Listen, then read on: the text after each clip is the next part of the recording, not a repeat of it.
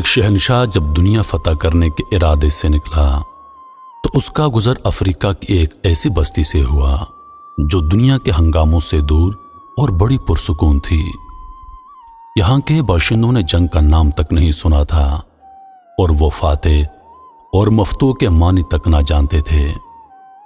بستی کے باشندے شہنشاہ اعظم کو مہمان کی طرح ساتھ لے کر اپنے سردار کی جھونپڑی میں پہنچے۔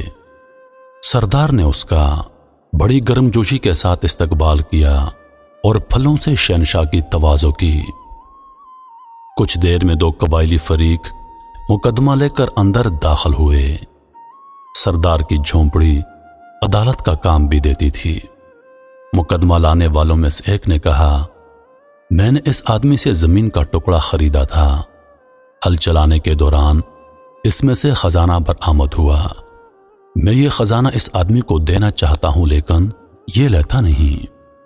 میں یہ کہتا ہوں کہ یہ خزانہ میرا نہیں ہے کیونکہ میں نے اس سے صرف زمین خریدی تھی اور اسے صرف زمین کی قیمت ادا کی تھی، خزانے کی نہیں۔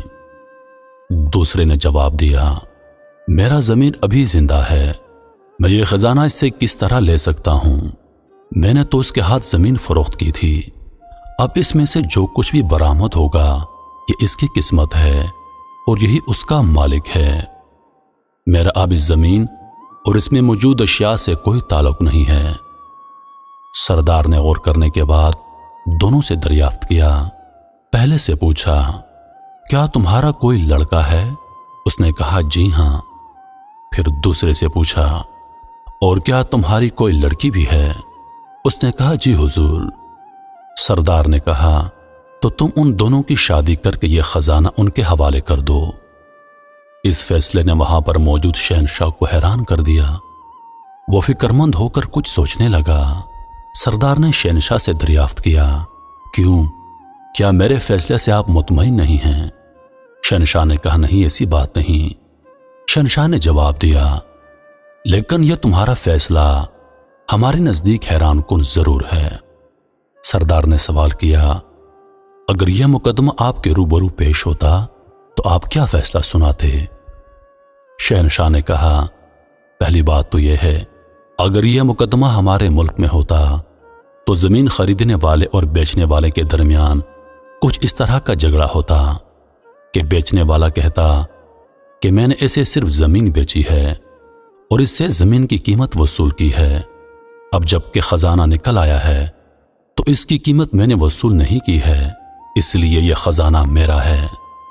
جبکہ خریدنے والا کہتا، میں نے اس سے زمین خرید لی ہے تو اب اس میں جو کچھ نکلے گا وہ میری ملکیت اور میری قسمت ہے۔ سردار نے شہنشاہ سے پوچھا، پھر تم کیا فیصلہ سناتے؟ شہنشاہ نے اس کے ذہن میں موجود سوچ کے مطابق فوراً جواب دیا، ہم فریقین کو حراست میں لے لیتے اور خزانہ حکومت کی ملکیت قرار دے کر شاہی خاندان میں داخل کر دیا جاتا۔ بادشاہ کی ملکیت؟ سردار نے حیرت سے پوچھا، کہ آپ کے ملک میں سورج دکھائی دیتا ہے؟ شہنشاہ نے کہا، جی کیوں نہیں؟ کیا وہاں پر بارش بھی ہوتی ہے؟ جی بالکل ہوتی ہے، شہنشاہ نے جواب دیا۔ سردار بولا، بہت خوب، لیکن ایک بات اور بتائیں کہ آپ کے ہاں جانور بھی پائے جاتے ہیں جو گھاس اور چارہ کھاتے ہیں؟ جی ہاں، ایسے بے شمار جانور ہمارے ہاں پائے جاتے ہیں۔ او خوب، اب سمجھا۔ سردار نے یوں گردن ہلائی جیسے کوئی مشکل ترین بات اس کی سمجھ میں آ گئی ہو۔ تو اس ناانصافی کی سرزمین پر شاید انہی جانوروں کے تو فعل سورج روشنی دے رہا ہے اور بارش کھیتوں کو سیراب کر رہی ہے۔ میرے محترم عزیز دوستو، حاصل سبق یہ ہے کہ آج کل کے دور میں ہمارے جس طرح گناہ ہیں، ہمارے جو حالات ہیں اور ہمارے ہاں جو ماحول ہے، کہ اللہ پاک اور نبی کریم صلی اللہ علیہ وآلہ وسلم کے تو فعل کہ اللہ پاک کا ہم پر کوئی عذاب نہیں آتا، ورنہ ہم لوگ عذاب کے بالکل مستحق ہیں۔ پچھلی قوموں میں صرف ایک گناہ پایا جاتا تھا اور ان پر اللہ کا عذاب آ جاتا تھا، لیکن اس امت میں سابقہ قوموں کے تمام گناہ پائے جاتے ہیں، مگر صرف اور صرف نبی پاک صلی اللہ علیہ وآلہ وسلم کی امت ہونے کی تو فعل اللہ پاک کا ہم پہ کوئی عذاب نہیں آتا۔ اللہ پاک ہم سب کو سمجھنے اور نیک اعمال کرنے کی توفیق عطا فرمائے، آمین یا رب العالمین۔